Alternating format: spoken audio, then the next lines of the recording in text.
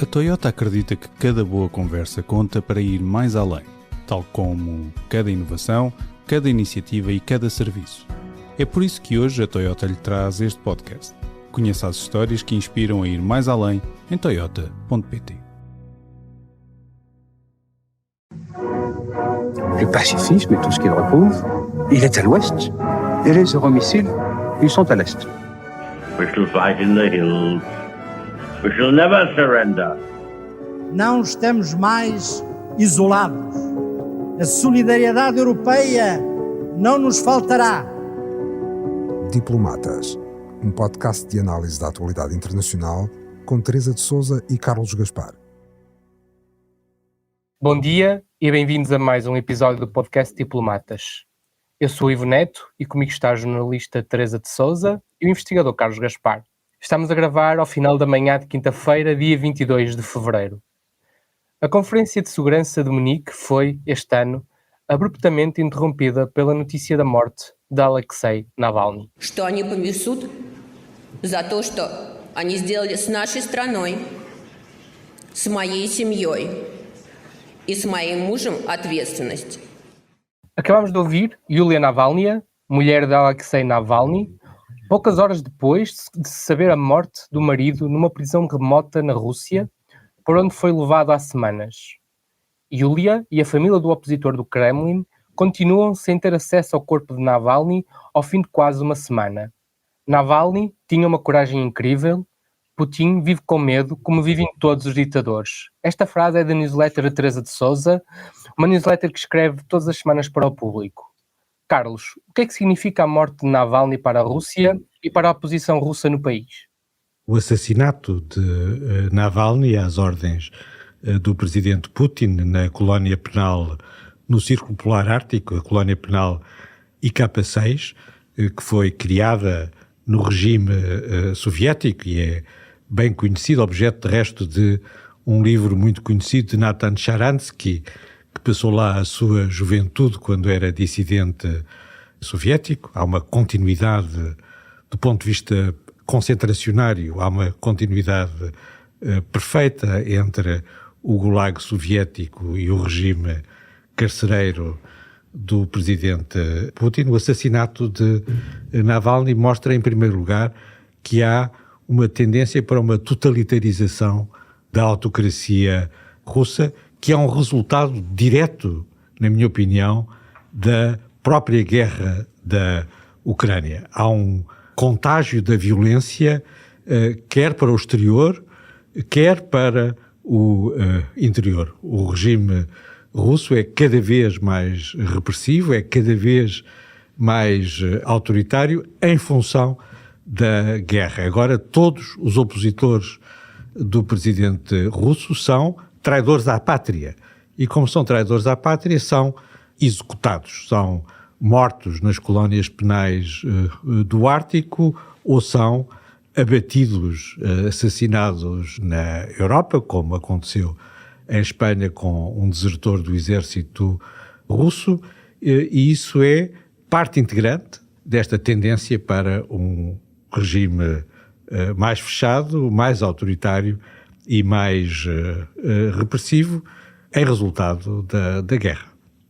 Teresa, sem repetir aqui a sua newsletter, que foi escrita poucas horas depois também de ser conhecida a morte de Navalny, isto é uma mensagem muito forte para a oposição interna russa. É uma mensagem muito forte para a oposição interna russa, embora eu deva dizer que não é possível, apesar da repressão brutal do regime, calá-la completamente. Nós vimos as centenas e centenas de pessoas, nós vimos as imagens em Moscovo, podíamos ter visto noutras cidades, sobretudo da parte ocidental, mais ocidental da Rússia, a quererem significar o seu repúdio pelo assassínio de Navalny, mas o Carlos já resumiu, por causa da Ucrânia, a Rússia de Putin, que era uma autocracia, está a transformar-se num regime totalitário,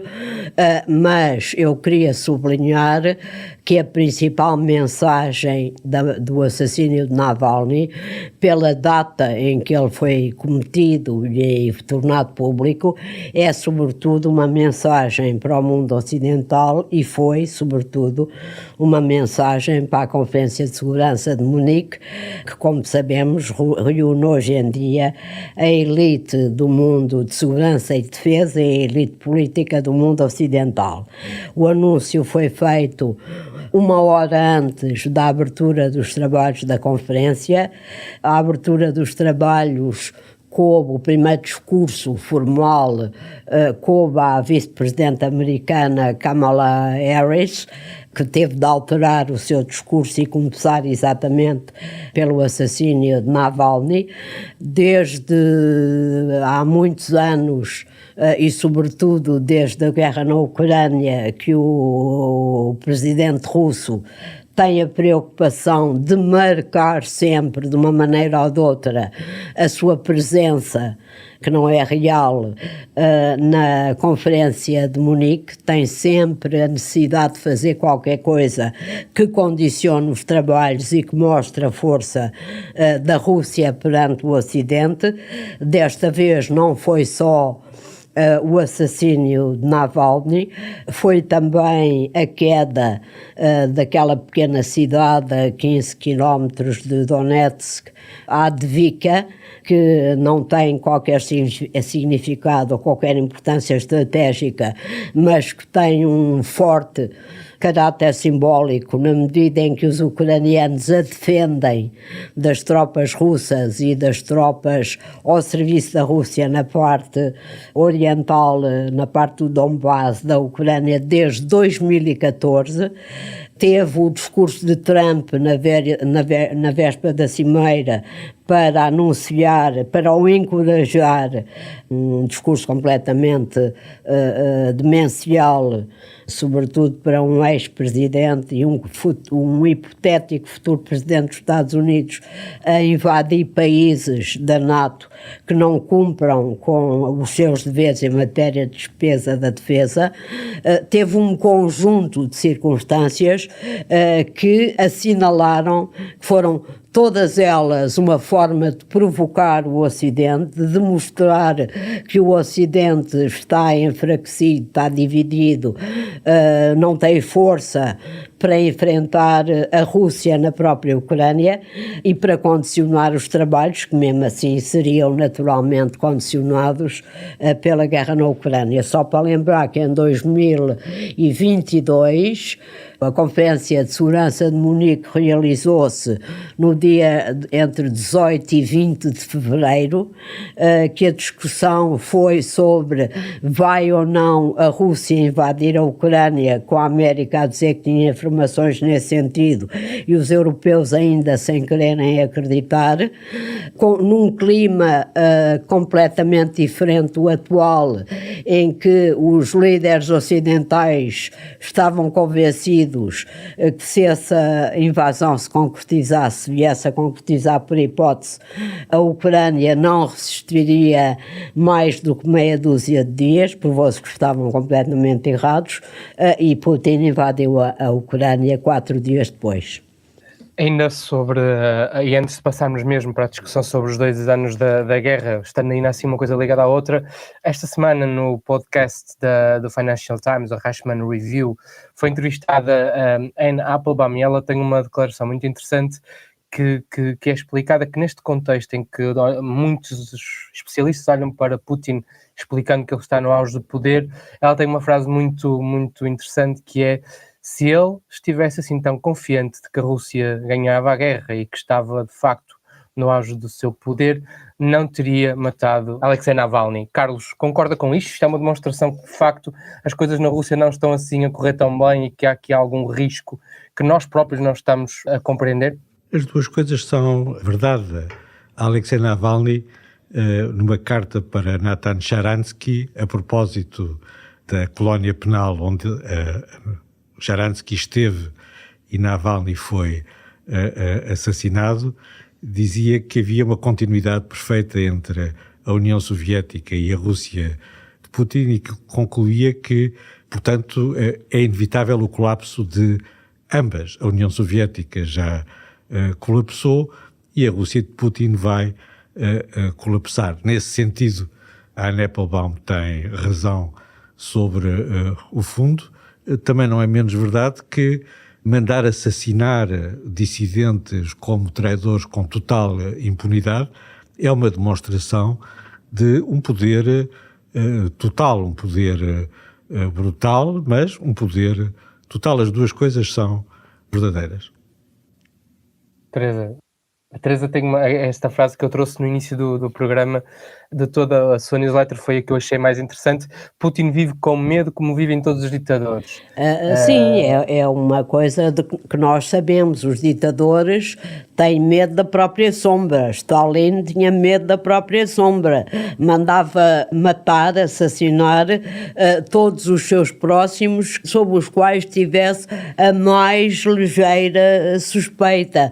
Mandou para os campos de concentração milhares de soldados que vieram da Segunda Guerra Mundial, porque achava que eles vinham contaminados pelo contacto com os alemães e com o mundo ocidental. Portanto, os ditadores, por mais fortes que sejam, por mais violentos e brutais que sejam, não há um ditador tão brutal como Stalin ou como Hitler, vivem com medo. Vivem com medo dos seus próximos, daqueles a quem pagam para ser obedientes, das próprias polícias e das forças armadas, vivem com medo.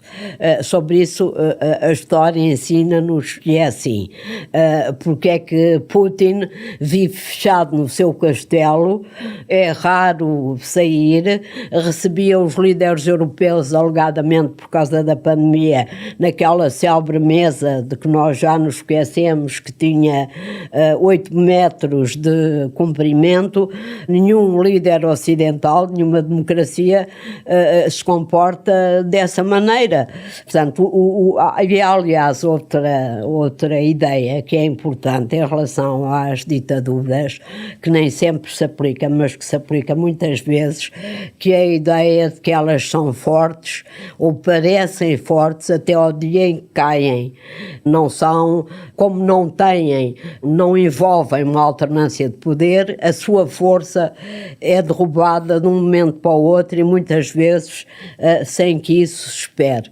Isso não quer dizer que a Rússia de Putin não tenha neste momento a força suficiente, e a culpa é naturalmente das democracias ocidentais, a força suficiente não só para reprimir internamente e tentar silenciar toda a oposição, nunca consegue totalmente, como tem a força suficiente não para vencer a Ucrânia na frente de batalha. Qualquer militar explica que estamos muito longe de um colapso da Ucrânia, nem nada que se pareça, mas para aguentar uma guerra de atrição, uma guerra de desgaste durante muito tempo, numa frente de batalha que praticamente, com mais quilómetro, menos quilómetro, com a abdica ou sem a abdica, é inamovível, porque teve tempo.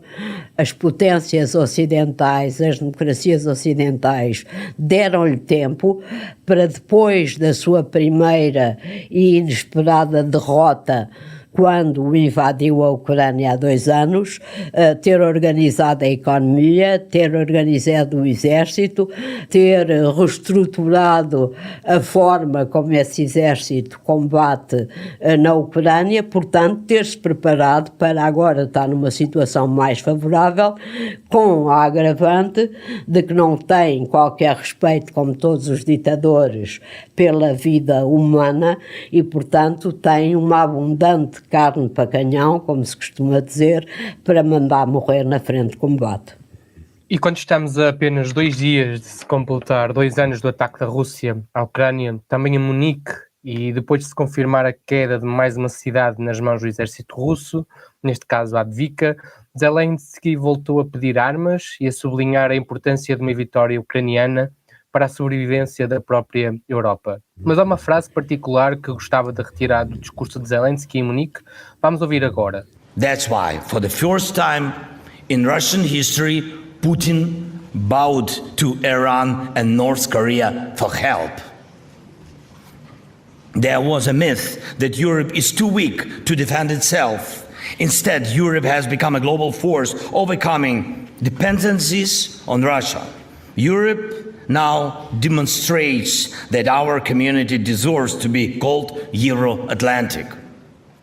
Zelensky diz que Putin teve de se ajoelhar e pedir ajuda do Irão e da Coreia do Norte e que a Europa acabou com o mito de que não se consegue defender no caso de uma guerra. 2 anos depois do ataque, Teresa, partilha desta visão mais otimista de Zelensky? Partilho, apesar de tudo, porque o cálculo de Putin é que o Ocidente, nomeadamente a União Europeia, se dividiria e não conseguiria reagir como reagiu, apesar de tudo, à invasão da Ucrânia. Contou também com uma divisão entre os Estados Unidos e a União Europeia por causa da guerra, que não aconteceu durante muito tempo e que está agora a acontecer, mas precisamente ao contrário daquilo que Putin previa inicialmente, embora esta situação até lhe seja mais favorável. E esse foi o seu grande erro de cálculo. A Europa reagiu, como eu disse há pouco, em 2022, na Conferência de Munique, ainda pensou que era um facto consumado e que os ucranianos não se conseguiriam resistir à invasão do exército de um país, apesar de tudo, poderoso. Reagiu com alguma lentidão, como nos lembramos ainda, sobretudo na Alemanha, nomeadamente, e noutros países da Europa Ocidental. Esperou muito pela liderança norte-americana para apoiar a Ucrânia, que nessa altura aconteceu, como também sabemos.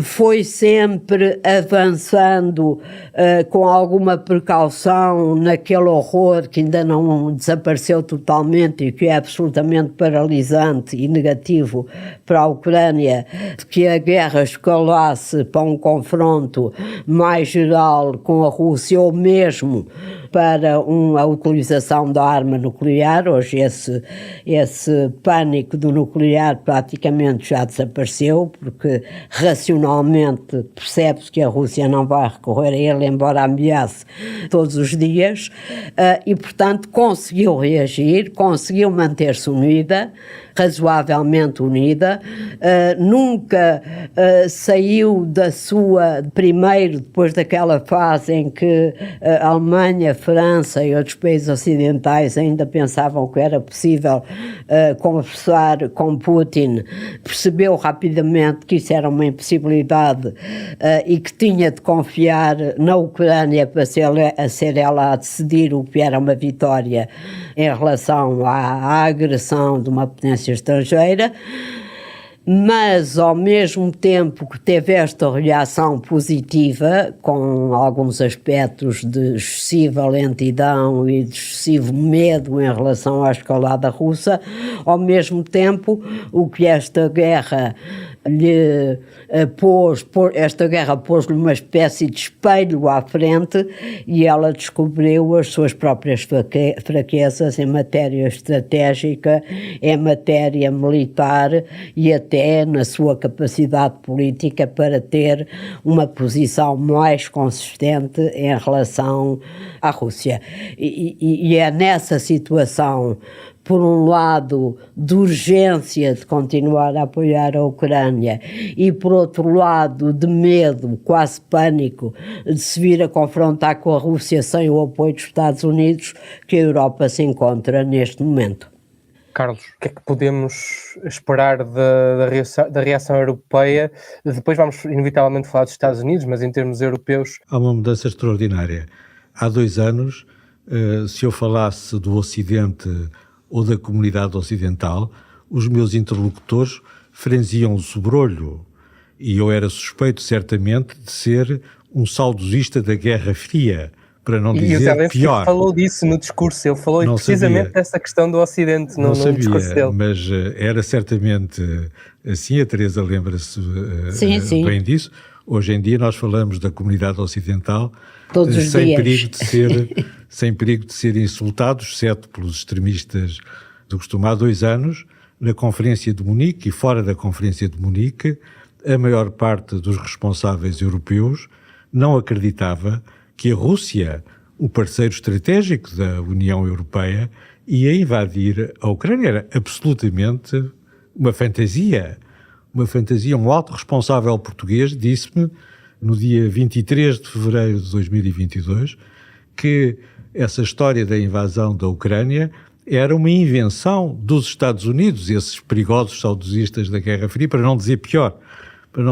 Portanto, há uma mudança extraordinária na política europeia. Desde esse dia da invasão, a União Europeia aprovou 13 pacotes de sanções por unanimidade contra a Rússia, apoiou sucessivos pacotes de investimento e de financiamento à Ucrânia, o último dos quais há poucas semanas, criou uma facilidade que tem um nome muito adequado, Facilidade para a Paz, que garante o armamento, o rearmamento da Ucrânia, que compra armas para a Ucrânia e mesmo os políticos mais extremistas que continuam a defender o fim da NATO, agora, quando falam disso, falam muito baixinho, para ninguém ouvir, e de facto não se ouve. Embora nos programas políticos continue a constar o fim da NATO e a saída da NATO. Quer a NATO, quer a União Europeia mudaram de registro. A União Europeia tem como prioridades, hoje em dia, a defesa da Europa, incluindo o desenvolvimento acelerado de uma indústria de defesa e o rearmamento dos exércitos europeus. É evidente que há países que não fazem absolutamente nada. Portugal, por exemplo, desde que se comprometeu a aumentar o seu orçamento de defesa em 2014 para 2%, não fez absolutamente nada, mas nós hoje temos a certeza de que vai fazer e que não pode continuar a adiar. François Heisbourg, um especialista de assuntos estratégicos europeu, dizia outro dia que acabaram as 30 paresseuses, os 30 anos de preguiça. Há uma expressão muito conhecida em França sobre as 30 glorieuses, que são os 30 anos a seguir a 1945, em que a economia europeia cresceu prodigiosamente para se tornar o que ainda é hoje. E ele fala de umas 30 paresseuses, de 30 anos de preguiça, em que os europeus perderam a vantagem estratégica que tinham em 1991 e que levou ao fim da União Soviética e à sua vitória, que eles nunca assumiram, no fim da Guerra Fria contra o regime comunista russo. E justamente terminou esse período dos 30 anos de preguiça e desde 24 de fevereiro de 2022 os dirigentes europeus lentamente passaram a reconhecer que a realidade não era aquilo que eles queriam, mas aquilo que os factos lhes impunham na frente ucraniana. É um reconhecimento lento, mas é um reconhecimento irreversível. O chanceler alemão Olaf Scholz, 3 dias depois da invasão, quando ele próprio pensava que a Ucrânia ia cair, todos acreditavam, todos os dirigentes europeus acreditavam que numa semana ou 2 o exército russo estava em Kiev e que Putin instalava em Kiev um ucraniano lacaio do regime de Putin. Nessas circunstâncias, o chanceler alemão decidiu fazer uma revolução na sua política externa, pôr fim à Ostpolitik de Willy Brandt, que aliás, diga-se de passagem, que começou durante a Guerra Fria, em 1970, pôs fim, cortou as relações com a Rússia. A NATO passou a reconhecer a Rússia pela primeira vez como um adversário estratégico, como a principal ameaça à segurança europeia. A União Europeia evoluiu no mesmo sentido e, lentamente, mas inexoravelmente, os dirigentes europeus perceberam que estão em guerra, que a guerra na Ucrânia é uma guerra europeia e que a Rússia de Putin está a fazer a guerra contra a Europa e não apenas contra a Ucrânia. E a verdade é que a Europa é hoje já, em termos de bloco, um dos principais fornecedores de apoio à Ucrânia. O principal fornecedor de apoio à Ucrânia, ou seja, algo que mudou ao longo destes 2 anos, ultrapassando os Estados Unidos. E aqui reside o que vai ser a chave, muito provavelmente, dos próximos meses com a eleição de Donald Trump. E voltando aqui ao início do nosso programa, o Washington Esperemos que não haja eleição de Donald Trump. Esperemos que a vitória... Esperemos que ele não seja eleito. Exatamente. O Washington Post no sábado tinha um artigo em que falava precisamente dessa questão e da importância até que da morte de Navalny, em que muitos dos senadores republicanos estariam já a ser pressionados, confrontados por... E o próprio presidente Biden. Sim, e o próprio chanceler Scholz, que decidiram finalmente enviar mísseis de cruzeiro de médio e longo alcance, depois de terem estado sentados em cima disso durante meses. Sim, a questão aqui é que muitos dos senadores que têm bloqueado, os senadores republicanos têm bloqueado o apoio à Ucrânia, ou seja, no fundo, em último caso, ajudando o regime de Putin, neste caso, têm sido pressionados depois da morte de Navalny de estarem a ajudar um assassino. Teresa, até neste ponto a morte de Navalny pode, em último caso, trazer alguma luz a esta parte mais obscura do MAGA? 2 coisas. A primeira é que tenho muito pouca esperança que isso aconteça, porque quando a gente olha para o comportamento do Partido Republicano a mando de Donald Trump, não encontramos ali nenhuma réstia do que era o antigo Partido Republicano, que fez sempre durante a Guerra Fria e depois da Guerra Fria até o McCain. A Rússia foi sempre um desafio que eles levaram muito a sério, e porque o tipo de propaganda e de campanha demagógica errática que Trump faz consegue englobar e justificar qualquer assassínio, ao ponto de Donald Trump se ter comparado ele próprio com Navalny, o que em qualquer circunstância normal do Partido Republicano ou da democracia americana mereceria uma enorme gargalhada, mas que os seus adeptos se calhar levam a sério. A questão não é tanto se eles aprovam o pacote ou não aprovam o pacote, porque se o pacote de ajuda for posto na mesa da Câmara dos Representantes, ele é aprovado imediatamente, porque não só com os votos dos democratas, mas há muitos, apesar de tudo, ainda há muitos congressistas republicanos que apoiam o pacote.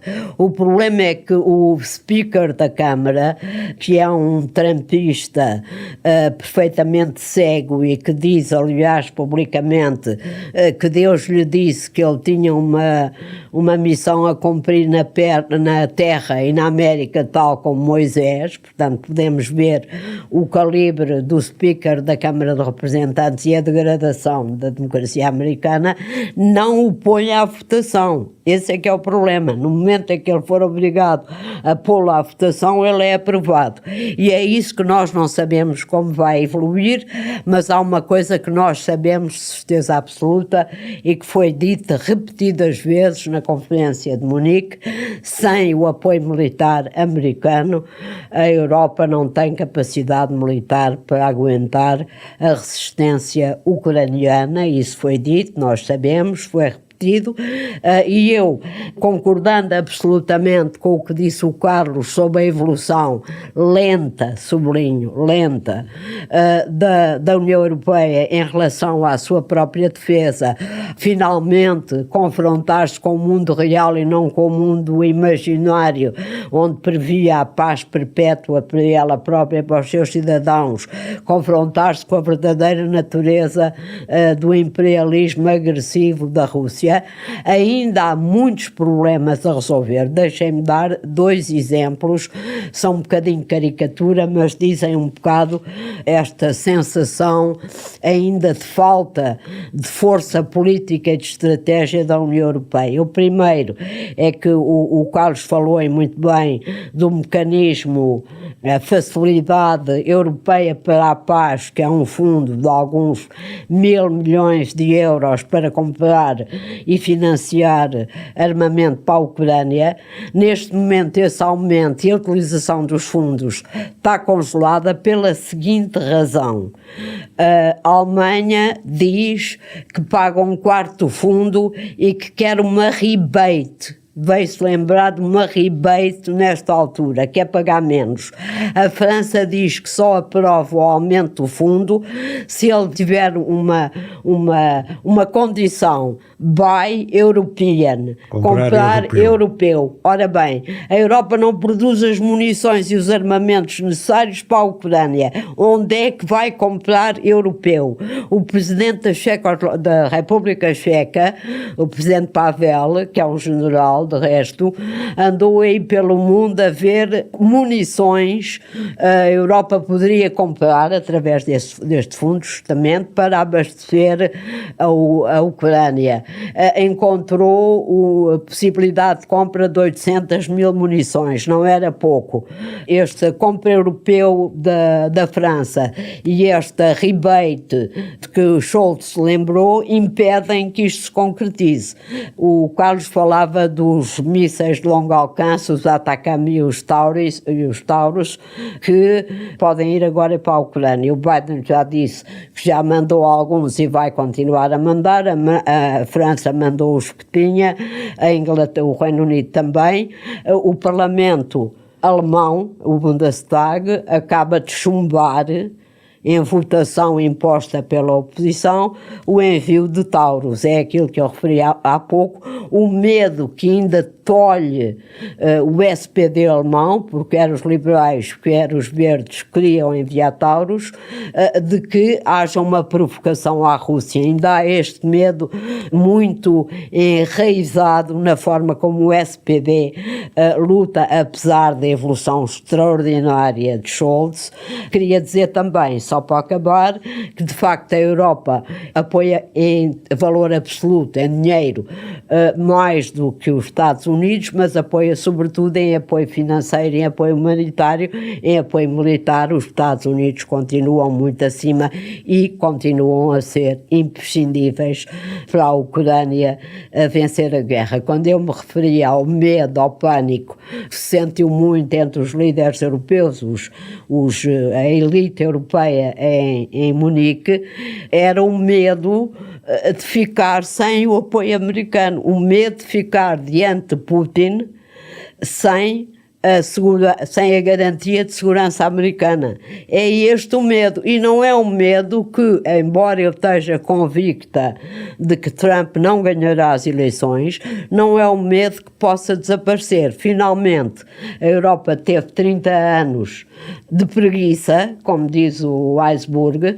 para passar a ser ativa no campo da defesa. Vai levar algum tempo, não se constroem armamentos, nem se transforma a indústria de defesa em 6 meses, são anos.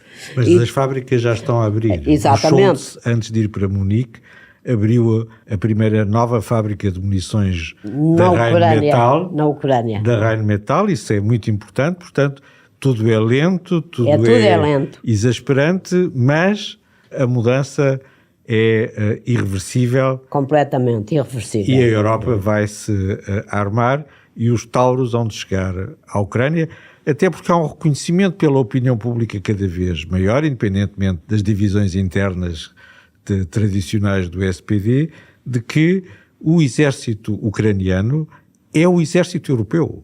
E para terminarmos aqui o nosso programa, penso que vocês têm um livro para apresentar, correto, Teresa? É correto, é um livro que acaba de me chegar e que creio que só agora vai começar a chegar às pessoas, que é editado pelo Conselho Económico e Social e que foi uma encomenda do Conselho Económico e Social a um conjunto de peritos das relações internacionais e da economia sobre o impacto da pandemia e da guerra, sobretudo da guerra, nas alterações geopolíticas na economia portuguesa. Este livro, que foi coordenado por Sandra Fernandes e que tem a colaboração de Nuno Crespo, Carlos Gaspar, por acaso aqui ao meu lado, e Bruno Cardoso Reis. À tua esquerda. À minha esquerda, exatamente, e por Bruno Cardoso Reis, não podia vir mais a propósito, porque estamos em plena campanha eleitoral, tem-se discutido muito a economia e o crescimento da economia portuguesa e como é que ela vai crescer ou não vai crescer, e nesse debate falta sempre a condicionante vital e fundamental externa para esse crescimento, que é justamente a economia europeia e a economia internacional. Creio que temos aqui um e o relatório excelente... tem uma posição clara a favor da integração da União Europeia na Europa e na União Europeia. Exatamente, da Ucrânia na União Europeia, e contamos nós a breve texto na própria NATO. Muito obrigado e contamos com a presença dos dois também na próxima semana. Obrigado. Um bom fim de semana. Bom fim de semana. O podcast Diplomatas é uma parceria Público-IPRI, Instituto Português de Relações Internacionais.